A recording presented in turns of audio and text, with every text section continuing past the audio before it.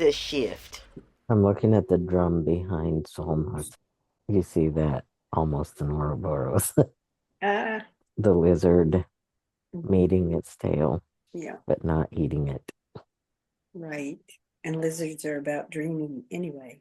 Hmm. So these are all dream cards in the sky, in the heavens, I guess. Lucy in the sky with diamonds. When you were talking about the hermit, I also could hear from where you were talking about, like, I think you said, like, searching. And yet I also get just the trust and the focus to follow the light. I mean, his face is just like right there. And that's a part of it. It's not just looking towards, even though you don't know where you're going, there's a trust that you've got the right message. You're going for it. And I really like that you also said going from home to home.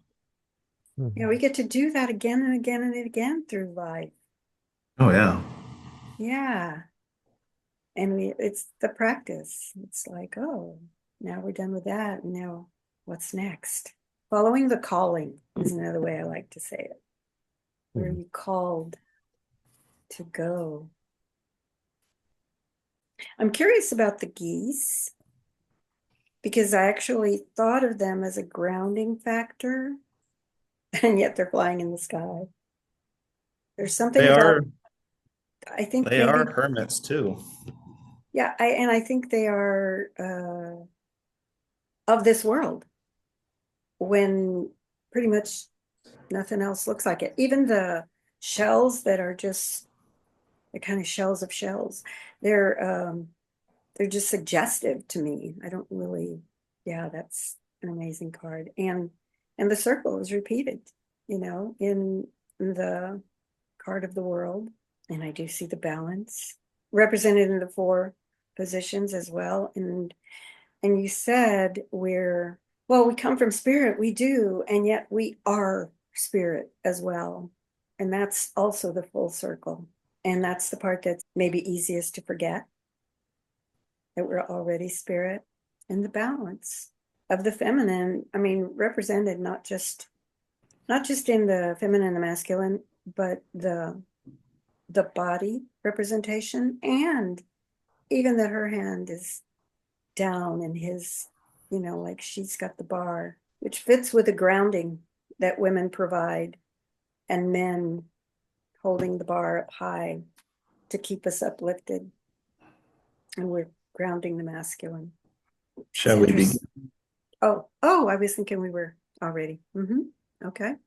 That's what I thought too. I was like, I think someone thinks, because it Yeah. We feels like we we're already we kind going. of did like already start, but we can Yeah. begin this shift officially if you Okay. want.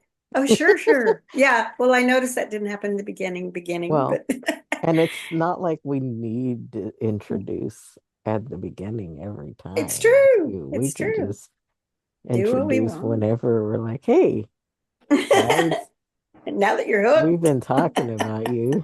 Yeah. Yeah. We've been We, talking to you this whole time. yeah, we drew for you. We really did, for everyone. Welcome to Yes. Let's Shift Hit be the Fan. let's begin this shift. Yeah, Okay. let's get this shift started. Get this shift on the road.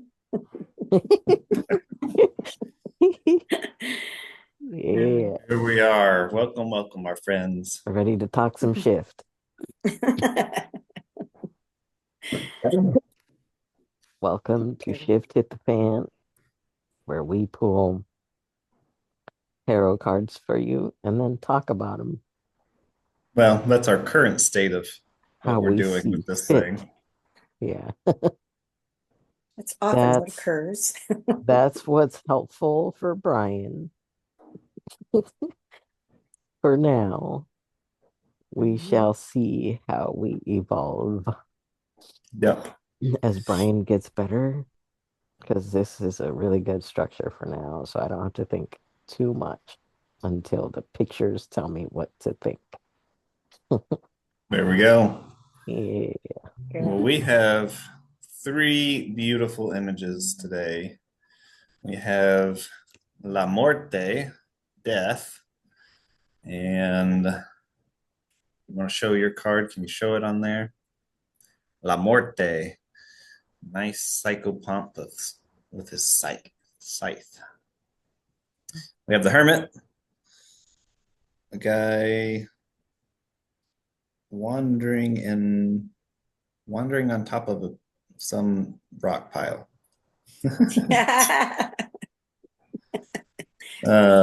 But some beautiful imagery of shells and of light and um, of geese wandering home to home, giving some references to a hermit crab and how a hermit crab will move from home to home from shell to shell. And then we have the world. Show us your card, Soulma. You have your card there? Oh, yes. Oh, you're showing it up there? Yeah, we're showing it. I was looking on my phone, so I do. I don't know. It's not coming through so pretty, Yes, so but it's we have clear. some people. Do you not have the physical card? Did you already put it Oh. away? Mhm. Oh, here it is. Hello. Okay, there we go. There it It's is. better. Mucho better. I could even turn this light on. That would be helpful. The Ouroboros with all four elements, as well as the man and the woman all in one body. The masculine and feminine The two that become one. exist inside both of us, inside of all of us. Yeah. That we are. So I thought that these were a really beautiful combination, but I thought that these were really in line. We have what we have a friend that we have found on social media that we have followed for a long time. Her name is Twitchy Witch, and you should totally go check her out.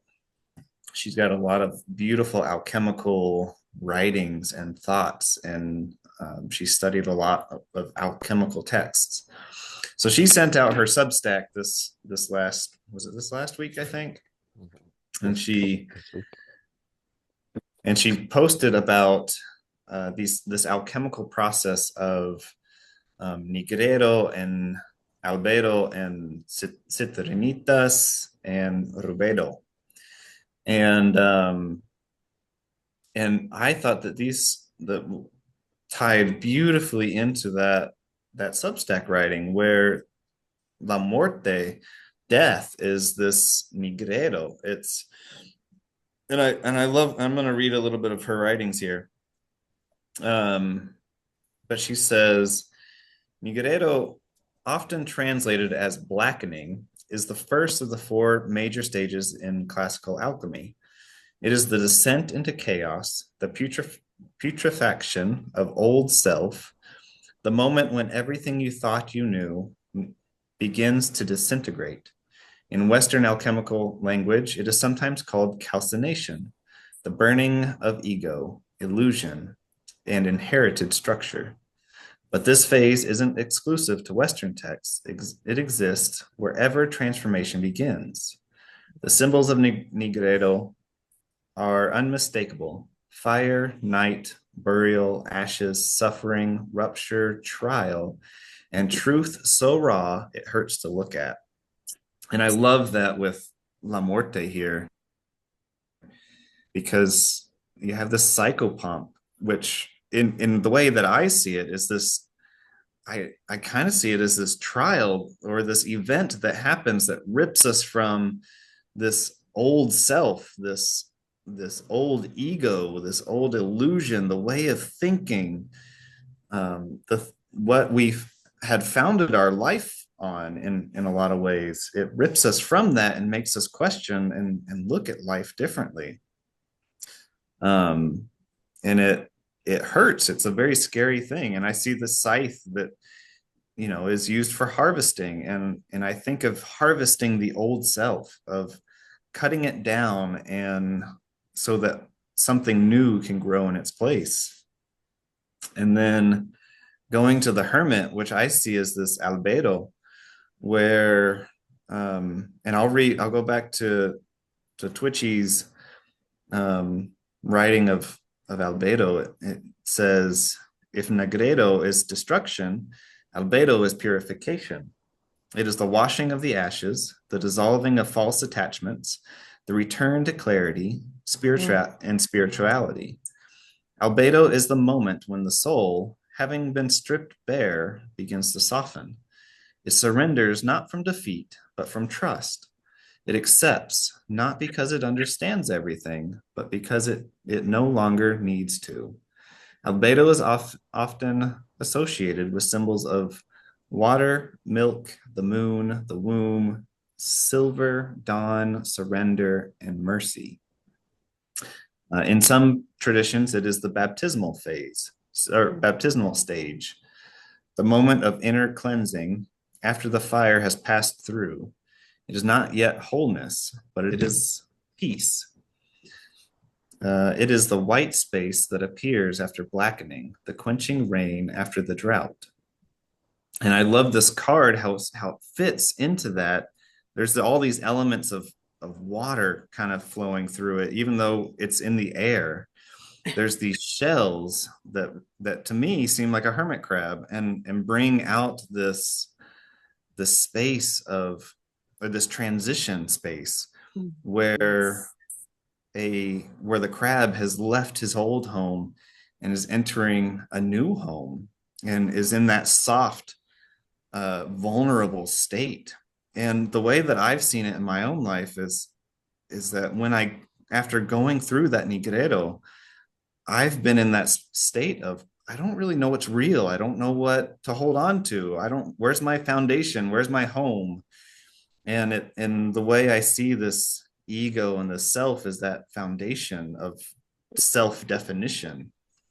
And we're redefining ourselves. We're refinding that inner home to call our foundation. And then just to kind of continue with the different steps, the Sitanimitas, which is kind of a light, distinguishing between like a discernment of the old and the new self. He's got this light guiding him. He's looking at the light in the sky. He has a light to help see what's in front of him. And then Soulma, your card right at the end, the world, the Ouroboros, is similar to the Rubedo, that coming back to self, coming back to a whole form, gold returning back to gold. And here it feels very heavenly, where the masculine and the feminine are both part of the body. They've crossed legs so that they are sharing both sides. And then all four elements, the sword, the fire, the cups, and the pentacles, is all there, bringing us all back together on this alchemical journey. And so that's what it immediately popped into my head, specifically seeing the first two cards, and then Soulma came in and just completed it with her card. So yeah, what are your all's thoughts on that, and what else do you guys see?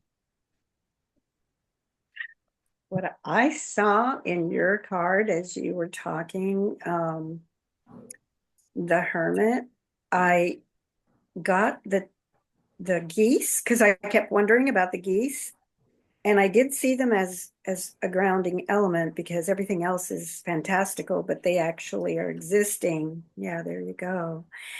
And I also got the timing, because you're talking about it transitioning. And there are times that they go one way, and then it's time to go to the other way. So I thought that was a really cool thing to just kind of come up out of what you were describing. And then just part of what I had added about the light being in the face, the light being in our face, that we are the light. and it's the easiest thing to forget. And yet staying focused there brings us to our true self. It's just that is how I find it most effective to really, I'm going to say, return to who I am, which is spirit, and return not necessarily to remembering I'm spirit. I can remember it up here, but to be that all the time is the part that takes more surrender that you brought up, and trust. Yep. And what I see about I love the correlation that you did, that it happened to just go exactly with what you were reading from Twitchyverse and the Twitchy Witch. And what strikes me about La Morte is that look how you can't miss the scythe. It's like bigger than anything. That's how important it is, and how, I'm going to say, often it comes and is available for us to just really cut through the parts that I would say are not so evident. So maybe it takes that side really just being imprinted in the mind, that don't forget. You can cut right through whatever you need to. And in the world, I love that you mentioned crossing the legs, because that's another combination. And the other thing I saw, not only the full cup, and the pentacle is just abundance anyway. And to me, represents the stars that we are as well. But the flame is not only lit, but it's a torch. And it is, that wand is a torch that is up high and pointing upward, and also a guiding light. And then I kept wondering about the sword, and it's just firm. Even though it's floating in the sky, it is firmly down and in its power as well. And the unity that this card brings to all of it, I love that it's representation of the oneness of the world, because that's just like the place to send healing to the world from there. And let's see. Get it out. So Yeah, something that's it. something Yeah. something interesting that popped into my mind just now as I was thinking of the word world. My friend is she's very, her big thing that she's going for right now is language, and re-engineering language, and looking at these sounds and syllables and the letters, and so one of the things that she's pointed out to me was world. It creates a whirring sound, so you get whoa whoa whoa whoa whoa whoa world. And so if you have one iteration of that world, it's almost, it is the Ouroboros, where you've come around. Whoa, you've whirred. You think of a whirring sound. It's come around in a circle and then been cut off and ended with the D. So it is a complete circle with the Ouroboros. So just thought that was an interesting thought that popped in my head. It reminds me too, the word, it's right there. And you just add the L. Word creates world. That's how we create our world. Anyway, that's what you reminded me of too. Yeah. Yeah. What you got, Avra? Interesting.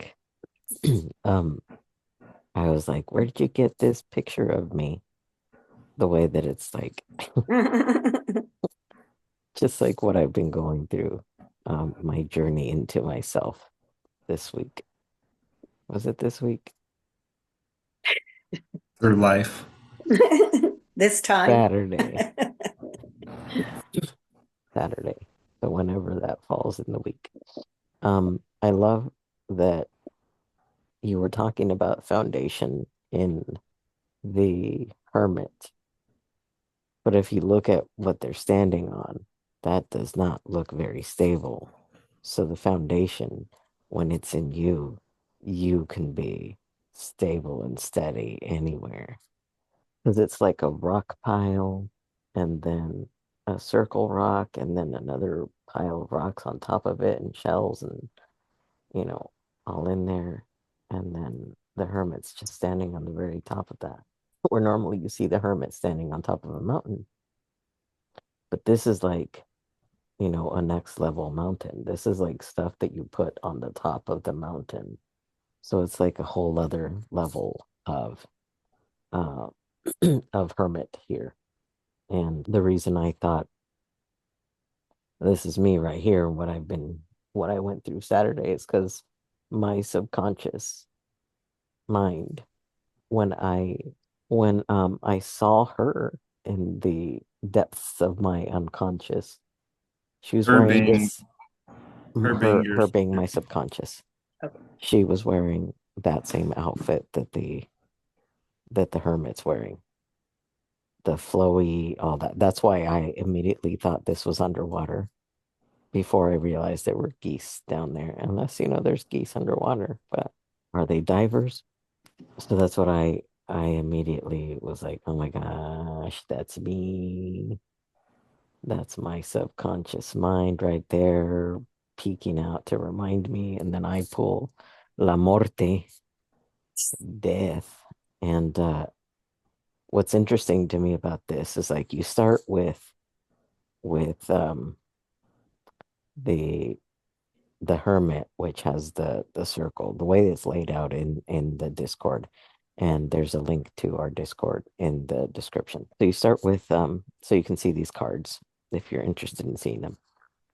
You start with the circle up there. You go to the death, which is half circles, moon shapes, and then you end with another circle. So it's like that, what you were reading with a Twitchy, you know, it's like that whole process right there. You're starting with oneself, you're dismantling yourself completely, and then returning to a brand new self. Because the self that you start with is kind of shadowy. It, looks unstable. Um, but it's still a really strong and steady self. And then that one dies, and then you're the new golden self.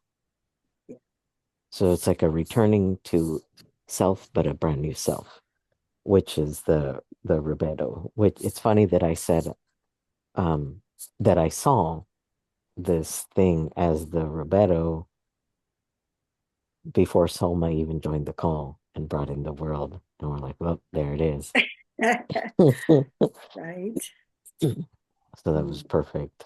I love that all of these moon shapes in La Morte, in the death, from the scythe to the moon behind him, to the moon shaped face that he's got, the moon posture that he's in. That's freaking awesome to me. It's like it's really depicting a uh, separated yet still, whole self. Because it's like it's bones. It's all just bones. Yeah. It's the structure of the self. It's the structure of the body, at least, right? But it's still an animated body, right? So you don't lose the self in that.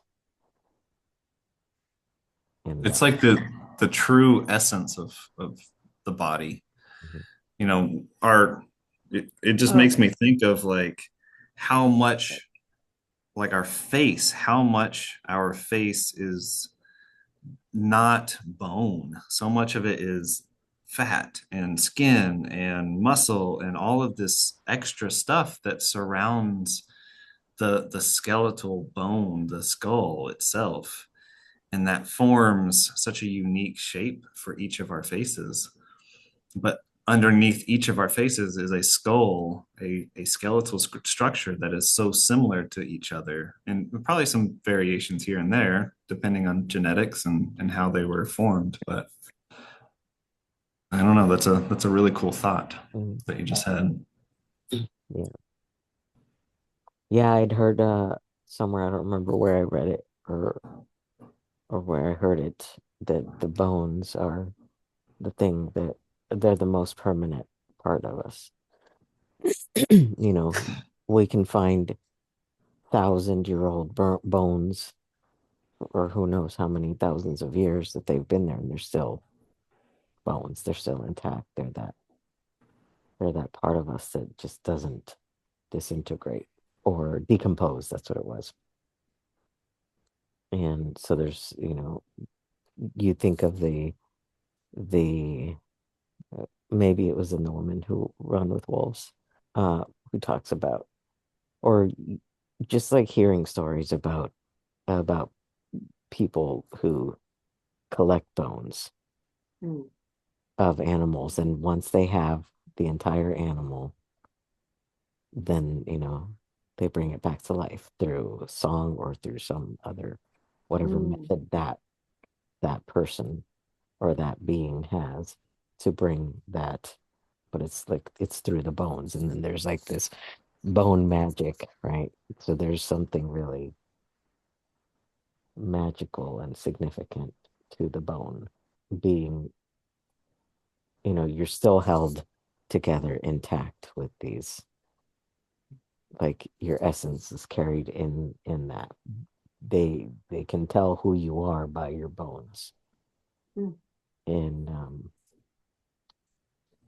those people, the people that can do that, the scientists, right? So that's really powerful to me.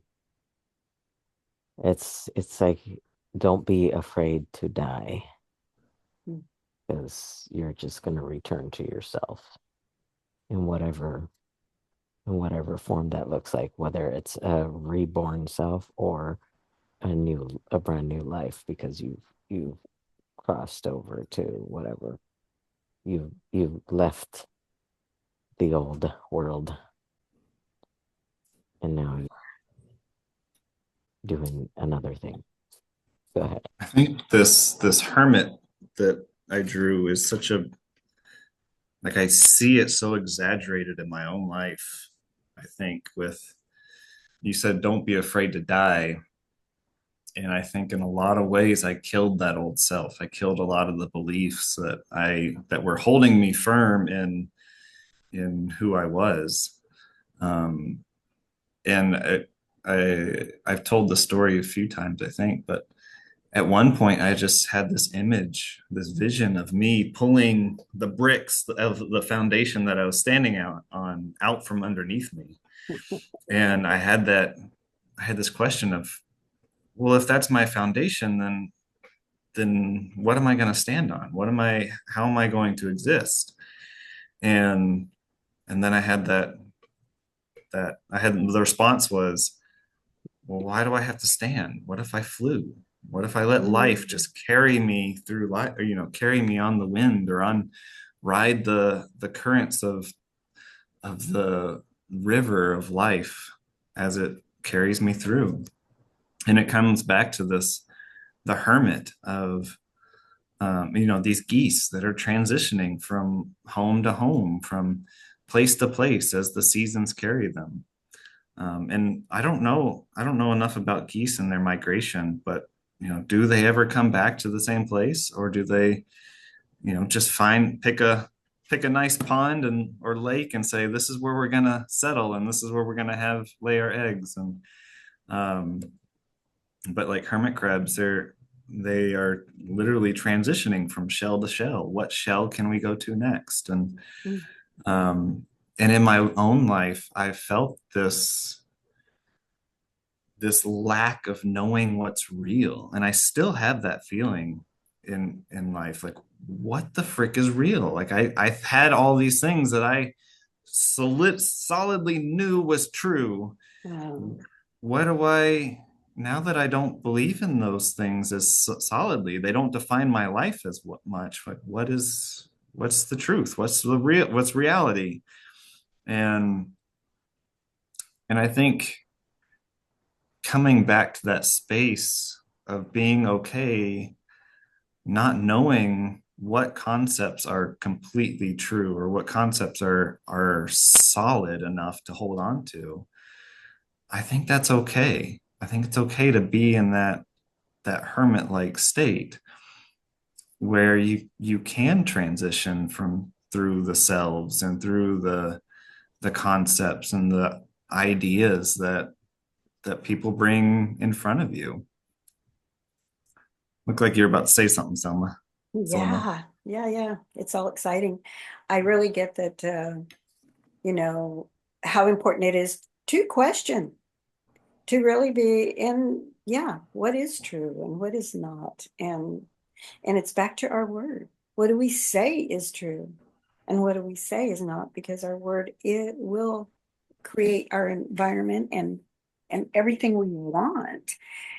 But the part that I got from Aida too Mhm. was, and it goes along with the geese a little bit, because I said the geese represent grounding, and I'm looking at how often I look at grounding.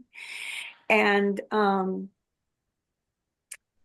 the let's see, so Aida, let me get Avra. where it was. Yes, I Avra. Avra. Yes. Abracadabra, Abracadabra. abracadabra. I wanted to play that song for you today. Ah, It popped into my mind, cool. and I was listening to it in the car, and I was like, I need to play that for Avra. And I think that'll help if I say Abra instead of just Abra. Oh, there was the groundedness of not just the geese, but the way, let me see if it had to do, oh my goodness, where did it go? Let's see. There was something about the way that we relate to, ooh, might have lost it. Wow, I was just so right there with you when you were talking. I know it has to do with grounding in a whole new way. Oh, yes, the bones. We can ground ourselves through our bones. And then look how much water we are. Water's a grounding element too. So we do always have that source of grounding. And even though the spirit has that fluidity that, can disperse through the water, I've most of my life identified with the groundedness that meditation could bring me, but at the same time, I didn't have to be like, I don't know. I could be in fantasy world, I guess, is what I want to say. And I used to just really get pissed off when people talked about reality. I mean, I just like, I didn't want to hear about reality, because it's like, no, we get to say. And yet there came the time to where, oh, when I learned that as we get older, you know, there's a timeline, whatever it is. I want to say mine's 115 or 120, because I have buddies now that are elevated theirs to 120. I'll have other people to be with, by the way, whoever leaves in the meantime. Because nobody in my family particularly wants to live that long. So it'd be good to have others. And so whatever the timeline is, because I don't know, I know what I created. Um, as you get closer to the timeline, you're less connected. You're on your way. You are more connected to the intuition, to all that's available, and maybe not more than you ever were. But just like in general, humanity moves that way. So then I started practicing grounding even more. It's when I really started holding more meditations for others, because I saw, you know what? That's when I'm more grounded. If I'm the one leading the meditation. When I'm following another person's meditation, I just leave. I'm just gone. So if it's a real exercise for grounding, then I get to be the one to share it. Because then whoever is in that grounded meditation, they also have access to the level of grounding that I have available to me, which is the practice, and often more deep than what is practiced. So, yeah, I just never really saw that the bones and our inner waters could be as grounding as they are. And I'm excited about that. Thank you, guys. I think there's something beautiful going back to the bones and looking at this idea of this illusory state, this illusion that we're living.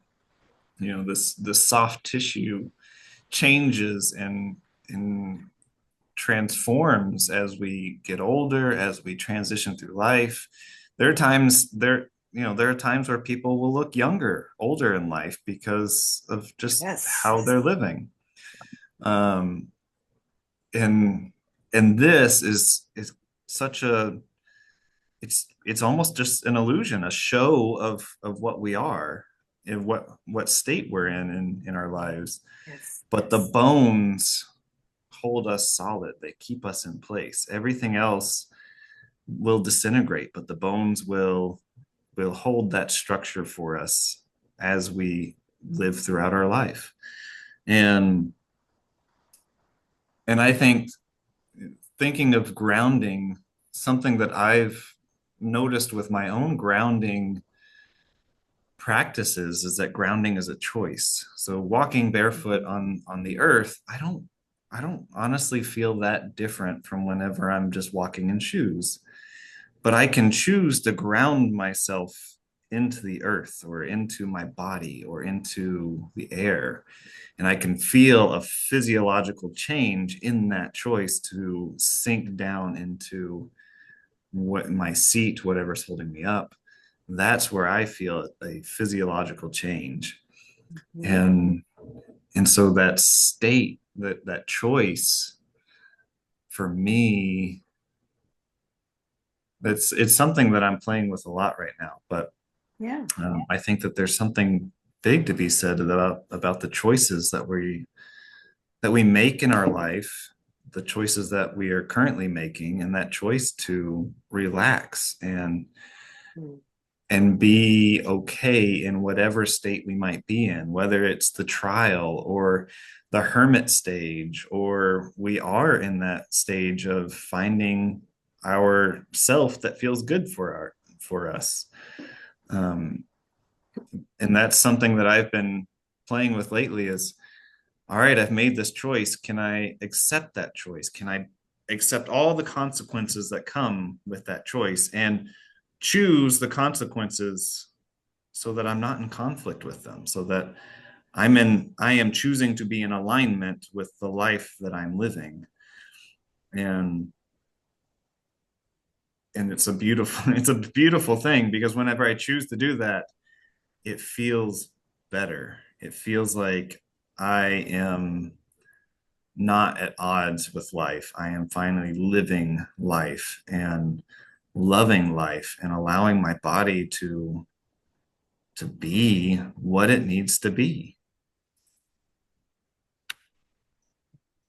I hear not the focus, but I hear that choice that could be available through a failure, and have grace with the failure to where it doesn't necessarily, it's always available to make it really a bummer and just go down that rabbit hole or revisit the past and without, well, really defaulting into the past is what I think of it more. It's not like you're voluntarily going there, you're just there. But then to recognize it and go and choose it and oh, it's a failure. And then the grace when it happens of the choice. The choice then makes available something more than the failure, or even what was to be learned from that failure. Then it's just a little more, I don't know, I want to say expedited, not like we're in a hurry, but it's more like the flow gets to continue. How quickly do we shift from the failure to the acceptance, to the grace, to the flow? Yeah. I think these cards are a beautiful showing of the name of our podcast, The Shift. Shift hit the fan. Yeah. Shifting from the old self into the new self, going through these alchemical stages of the trials, the taking away the old self and sitting in that place of the unknown and redefining a self. And honestly, I don't like, from what I have come to understand, I don't believe that we can get rid of self. And we have all these ego death type things, and we can kill the old self, but we're just going to move into a new self, a new concept and definition of who we are. And can we do so, as you were saying, with that grace, with that element of it's okay to be something new, be something different. And it's okay that we had an old past. And just like the scythe, we harvest the old self, we harvest the old, and that is still a part of us. But it doesn't necessarily mean that that's the current state of being that we're in. And I think there's beauty to that. I think that's the point, that it isn't the state that we're in now. And the only thing really about the past, it's not, I don't know that it's killing ourselves, but it's killing off that. It is the recognition that is the past. That's not now.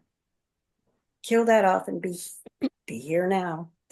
Yeah. What's available now, what we say, what we can have it be, what we are available to be without that. Because so familiar of what's available once the default is available, happens. That's actually predictable and familiar. Maybe that is part of what's comfortable, is that it is predictable and familiar, and we're like, but I'm going this way. How come I just went the other way? Yeah. So the grace of all of them. I don't know how clear that was, but I'm very familiar with it at this point. Yeah. And you're right. It's not like it's not ever going to be. It's that call to be in the moment. That's it. It's like the very reason to be in the moment because of what's available from being there. And yeah, that's why even, engaging in these conversations is like so important to have, just as humans, just as sharing, and reminders. I always think of them as reminders, not just for us. I've been thinking about that too, like how to explain what it is that's happening.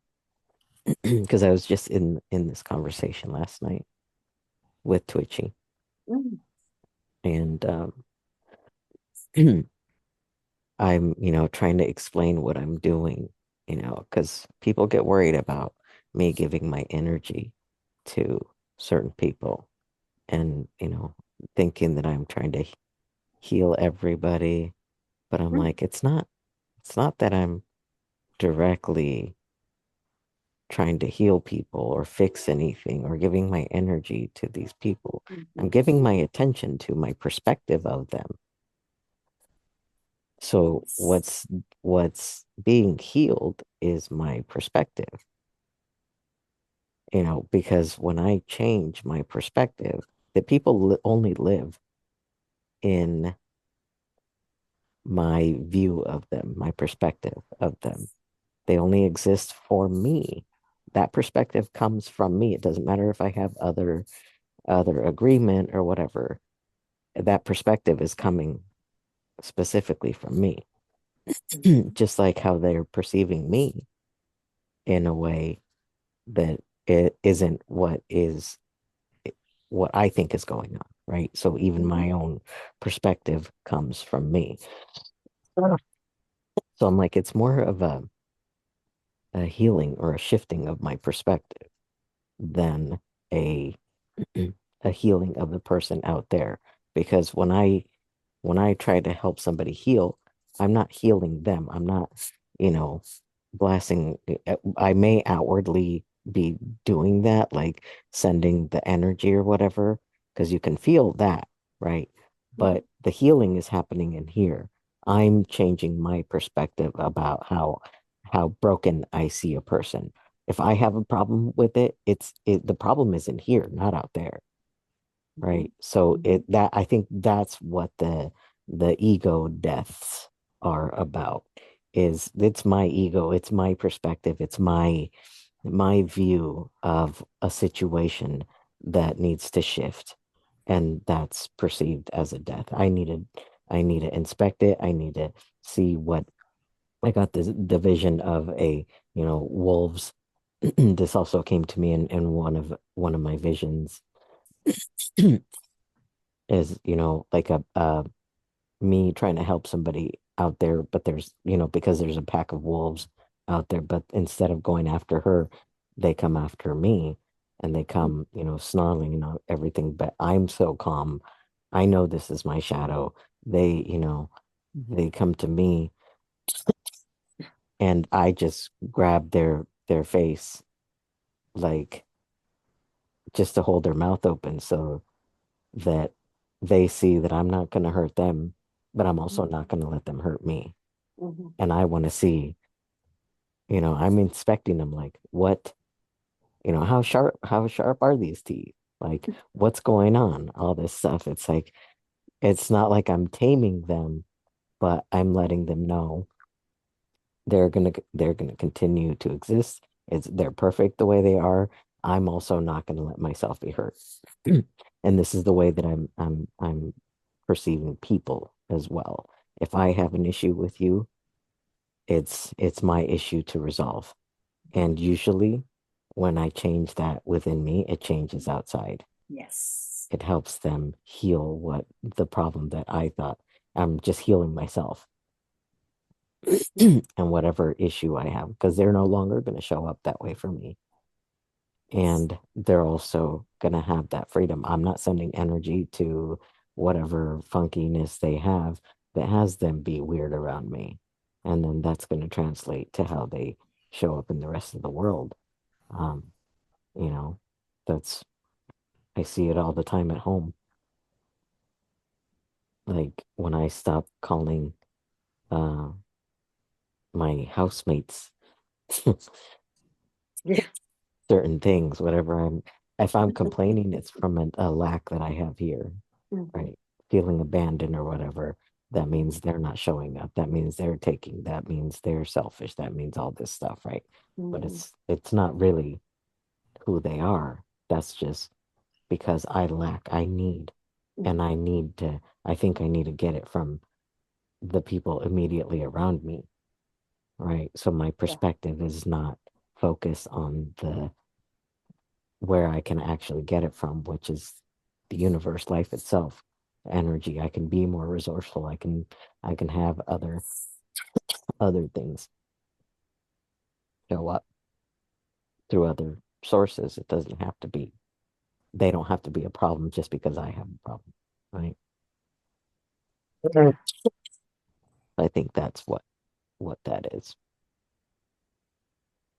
I like that you point, well, for me, I also hear that you're representing healing in a way that it actually occurs as a healer.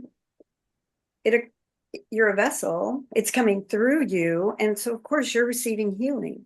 You do get to send it, you do get to direct it, but you're allowing it to move from you. It's sending, it's directing, you're allowing that flow. Because you've accepted that part of you. We all have that available to us, and yet we get to be ones to practice it and demonstrate or display whatever it is, that it's possible, period, that it's possible. And not everybody relates to it as possible for them, so that's okay. But again, it's that ownership. Yes, whatever needs to be healed, whatever our view is. This last Sunday, I kept getting evidence in my life that whatever I was saying wasn't being understood. I mean, it was like, and it would end up in me just like trying to be like clearing it up, clearing it up, clearing. And then I was like, oh, wait a minute.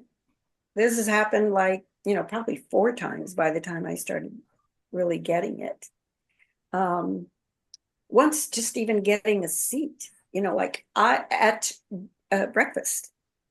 And I changed like 3 times. It was just at the counter, so it wasn't like a huge inconvenience for them. They were cleaning the counter. But it was like there was not certainty within me. And then at the grocery store with the woman that decided she wanted the motor cart that I was in, but I wasn't quite finished. And I just really saw from our interaction that I was committed to, I was going to take it and take my groceries and I would bring it back. But she couldn't hear that. And so when I went to get the key from inside the store, she sat in the motor cart with my groceries. So I'm like, what's going on here? And so I explained to her like a couple of times. She escorted me to the car. It worked out. But there was one more time after that. And then I was like, okay, probably a couple more. And I was like, okay, then I start looking at what is going on in the stars, because I am just like, really seeing this again and again. I think I'm communicating, and it's just like not happening. So then I just went and meditated. It was like, nothing else is working out here. So let's go get calmed down. And the rest of the day was fine because I just, whatever was going on stopped happening that way. And I didn't have to get to the source of how I ended up in that space or anything. It was just continuing to allow the flow to happen, being willing to look at it and that there was something to do, but not having to this time go in and see, okay, why is this happening and all that stuff. No, it was just get still. Just let's be still. So yeah, there's so many different ways we can access that part of ourselves that's going to have the healing happen. And when it happens here, it happens in the world. It is an act that we provide everyone else around us. That's the power of it. Mm-hmm. Well, my battery is running low. It's always a good one. I was just gonna say, I think that's good. We should wrap it up. Yeah. It was a good flow. Was. Yes. Well, thank you, my friends. And thanks for coming to our party. Thank you all for being here. We love you. And shape your own shift, man. Shifting is part Be of the the dance. shift. The end. Yeah. Yes. Let the shift hit the fan. Let the shift hit the fan.